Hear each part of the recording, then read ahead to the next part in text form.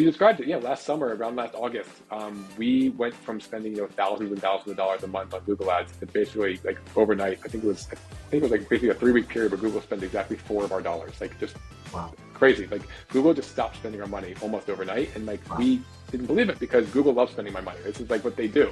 And so for us, it was just bizarre. We just assumed something was broken until we realized like that no, Google just stuck a massive AI overview on the top of our core search term pages. Mm-hmm. So it buried our like even if we had the number one blue link on the page, it buried our link, it buried our ad, and we were just like overnight just like went from being like top of mind for certain searches to like not there at all.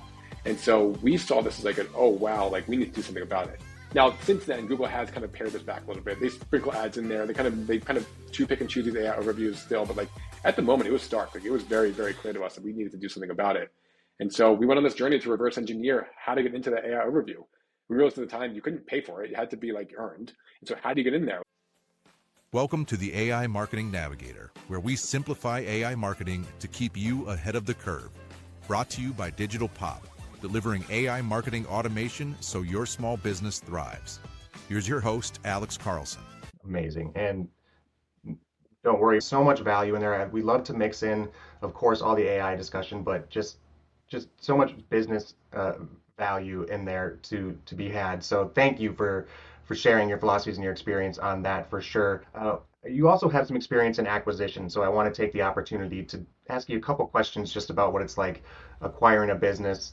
In 2021, you acquired Just Reach Out. What did you see in Just Reach Out in that business that you think others might have missed at the time? How did you approach the acquisition as it comes from an opportunity? Were you comfortable in that world? Were you already doing some PR work initially?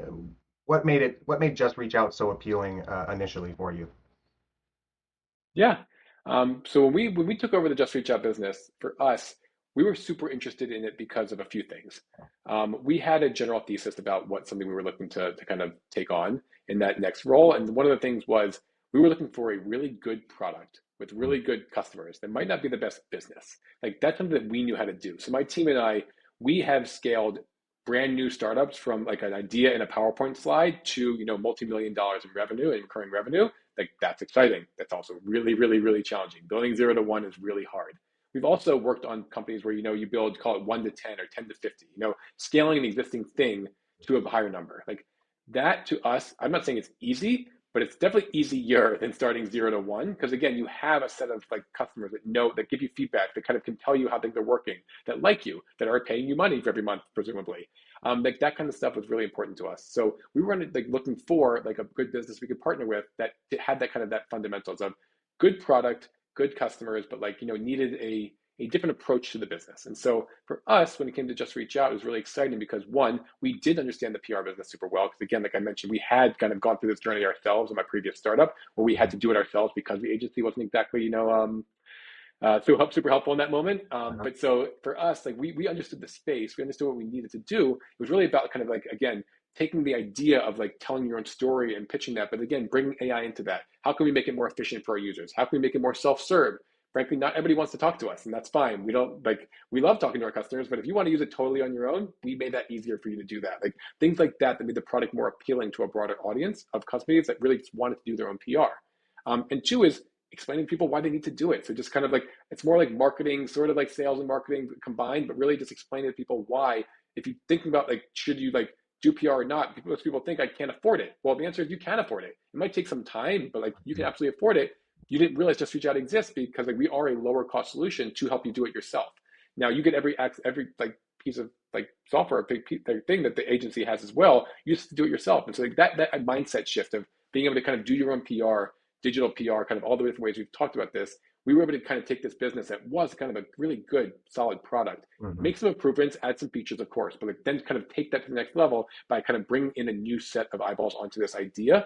That's kind of what our team does really well, and why we're really excited to come to bring on and take over Just Reach Out business. And like I said, like it's been around since 2015. It's a 10-year-old business. It's really doing really well. We've just kind of taken it to the next level of kind of being a more, software-enabled, self-serve business that again still is right there, sitting next to our customers that needed it as well.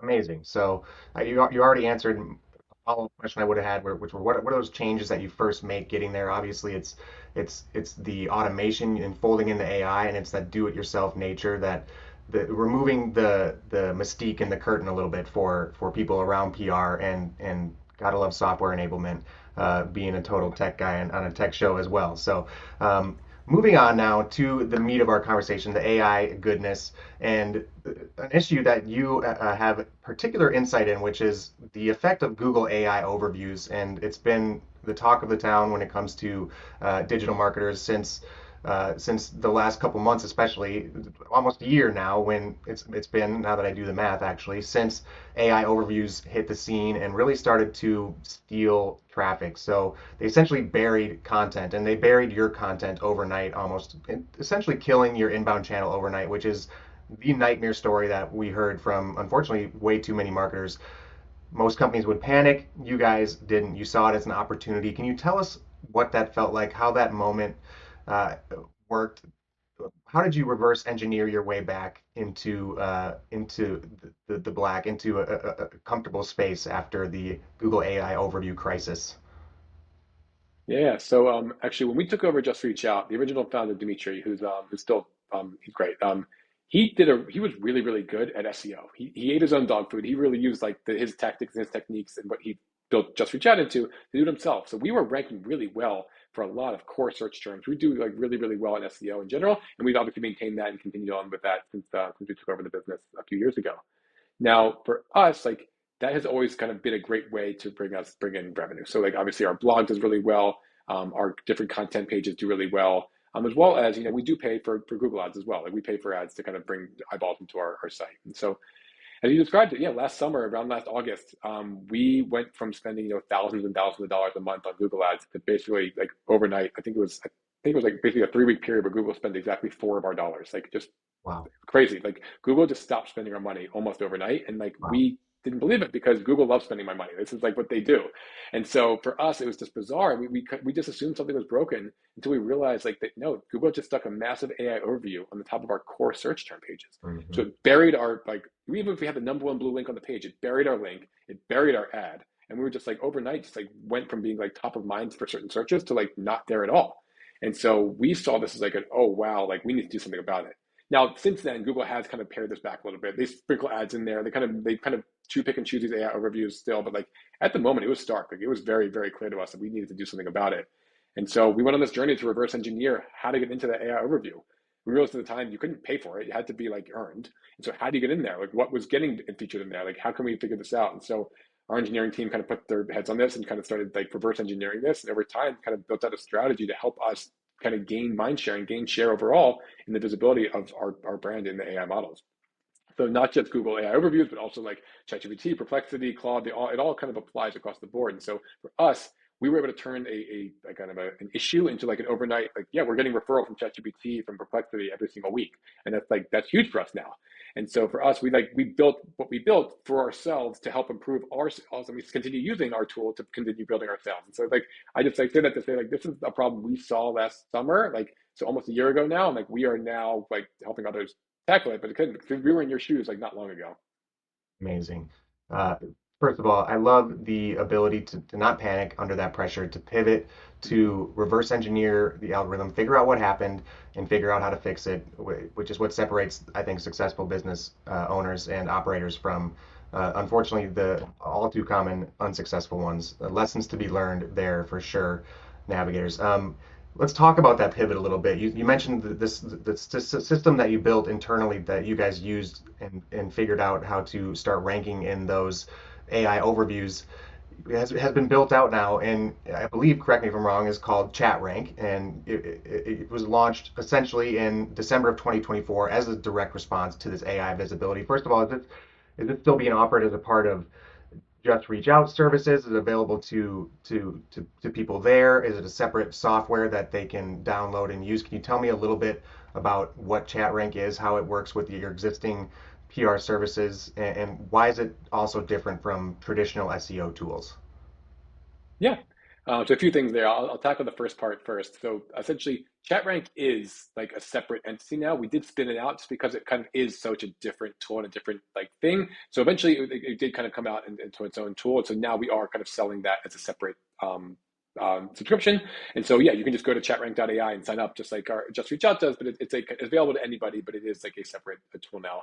The reason for that is just because it is like kind of a different approach to a different problem. Now, they're very complementary. So I will say that a lot of our ChatRank customers are also Just Reach Out customers, and remember, like it's like a very, very complementary thing because ChatRank really helps you understand what you as a brand need to do to improve your overall visibility. Now, a lot of what ChatRank is going to recommend to you is how to write good content, how to create good content, how to post it on your site, how to post it on different places. You're going to get that content out there because AI models love that kind of content. I'm sure we'll dive deeper into that in a second about like how you would do rank. But overall, like that's kind of like what ChatRank is doing, is helping you optimize your website and create content to really help you win in AI search.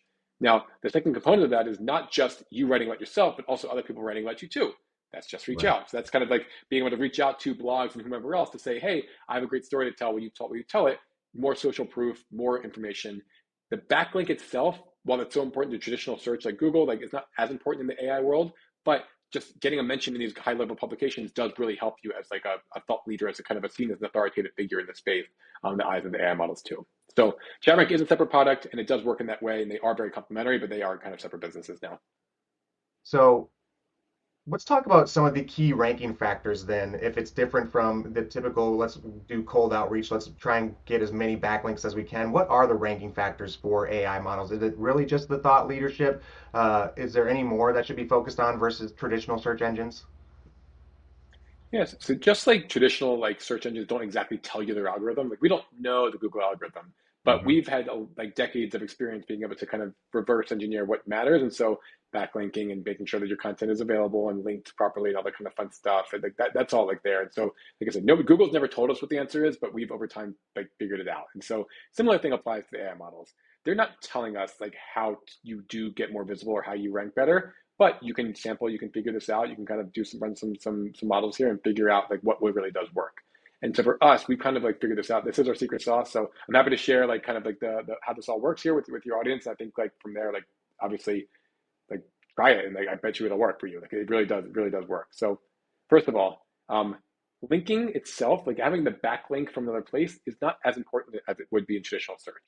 Now, search requires it because that's how Google thinks about things. It's like, hey, if the New York Times says you're good, we think you're good because we think the New York Times is good. It's just this network of kind of linking, kind of giving authority by other people saying you are authority, and then like them having authority. It's like a weird like kind of mesh network, but actually really smart. It actually makes a ton of sense in the world of like links and people clicking on things and everything else.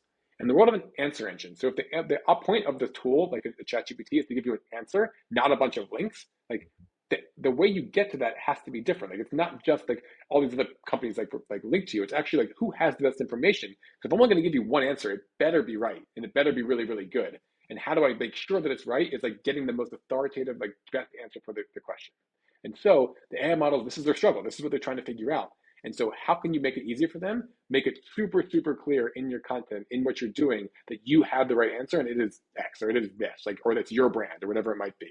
And so when somebody says to recommend a CRM system for like some random like niche, like making sure that you are the brand that is like owns that niche for the, like that. You have content that supports it. You have other people talking about it, like people in Reddit, people in G2, all the review sites are talking about you. Like all that really matters. It's like that is really the kind of the way to rank today, is to make sure that your brand is visible and out there as an authoritative brand in a way that's much more meritocratic than say Google is. So Google just kind of reads those backlinks, which frankly, like I mean, I know they know what's happening. You can buy those links. There's link farms. It's like they try to shut it down, but it kind of just keeps happening. Like that doesn't really apply as much to the AI models. They really are looking for the most authoritative content written by the best sources, and that's really it. And so I'll give you a quick like fact. This number varies depending on who you ask, but it's over 50% of Google AI overviews are coming from data that are not page one links. So you don't have to be a top 10 link to be in the AI overview.